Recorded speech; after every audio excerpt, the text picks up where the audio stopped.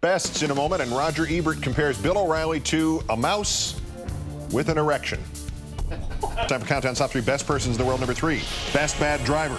Unidentified 69-year-old woman in Usedom, Germany, trying to exit a supermarket parking lot. She crashed into 3 cars. After they cleaned up that mess, she was able to drive away from the scene directly into a house. Nobody was seriously hurt, but by this point, the woman was pretty shaken up, so they put her in an ambulance, which promptly collided with a truck. That's a nice picture. Number 2, best political realism. A quote from an editor of the right-wing website Powerline. I can't find a single good thing to say about Al Franken except that he didn't steal the election.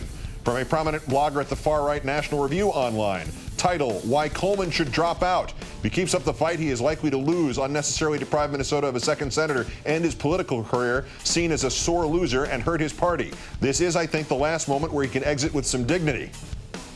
Golly. And number 1, best smackdown. Roger Ebert of the Chicago Sun-Times writing an open letter to Billo online. You must read this whole thing. It is poetry.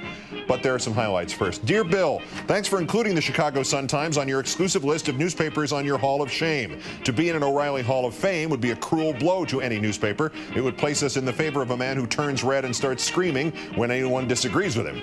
I understand you believe one of the Sun-Times misdemeanors was dropping your syndicated column.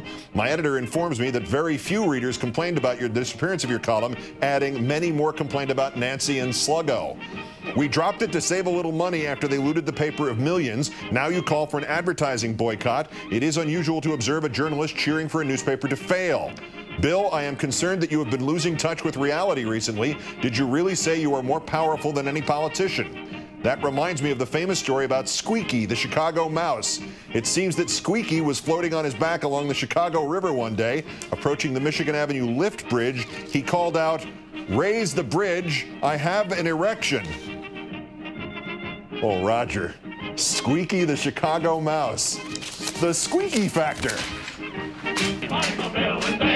I'm all lit up like a Christmas tree. I'll sail the seas until I croak. I'll fight and swear and drink it.